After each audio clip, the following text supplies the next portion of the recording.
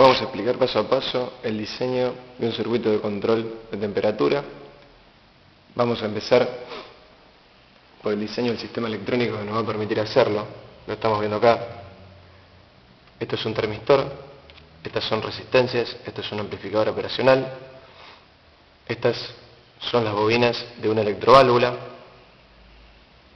este es el relé que energiza las bobinas de la electroválvula, esto es un transistor, esto es un contacto que depende de un final de carrera, de un sensor de posición, esta es una compuerta lógica AND, esto es otra resistencia, esto es otro transistor y esto es un fan.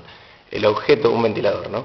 El objeto de este circuito de control es que al disminuir la temperatura del ambiente, este termistor disminuye lo suficiente su resistencia, de forma de que retroceda a un actuador neumático que es controlado por esta electroválvula que tiene estos solenoides, y una vez que retrocedió, y solo una vez que está retrocedido, arranque este fan.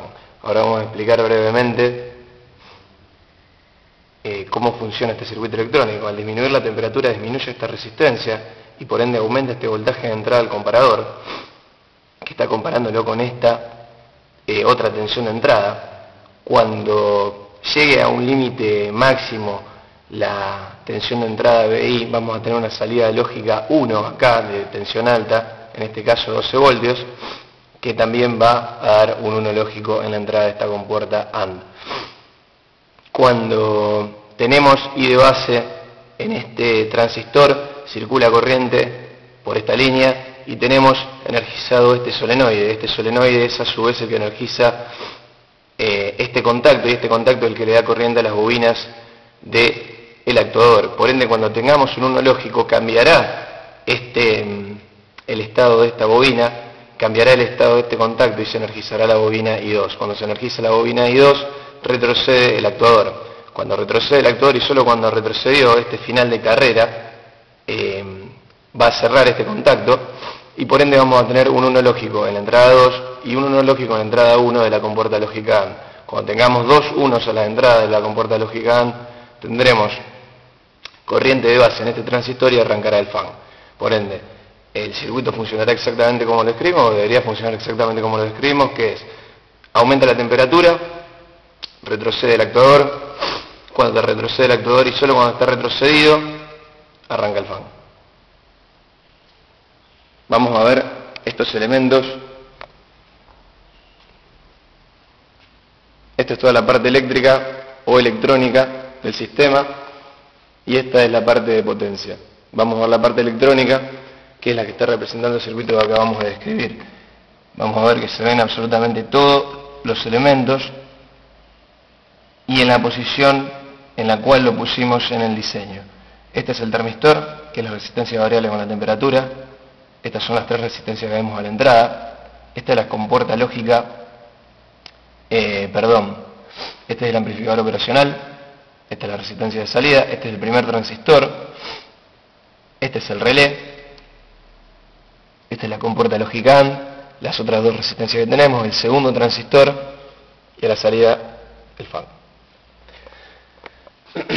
Bien, la parte de potencia, tenemos el actuador, la electroválvula y el sensor de posición. El sensor de posición.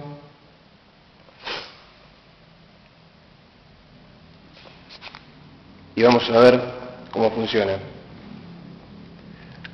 Tengamos en cuenta que la electroválvula en este caso tiene el solenoide de la izquierda energizado, que sería, para nuestro diseño, el I1. Lo que debería pasar entonces cuando calentemos el termistor, debe retroceder el actuador, energizarse el sensor de posición y arrancar el fan.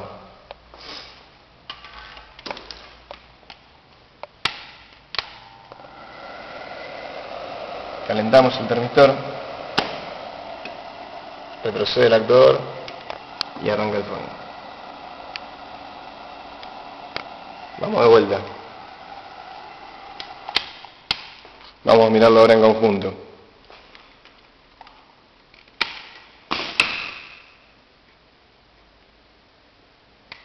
Calentamos el termistor.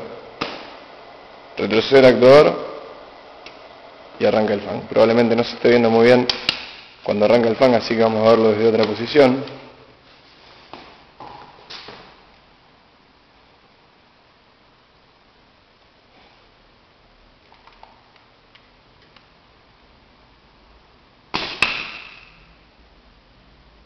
Acá se ve perfectamente que el fan está parado y que el actuador está avanzado. Calentamos el termistor.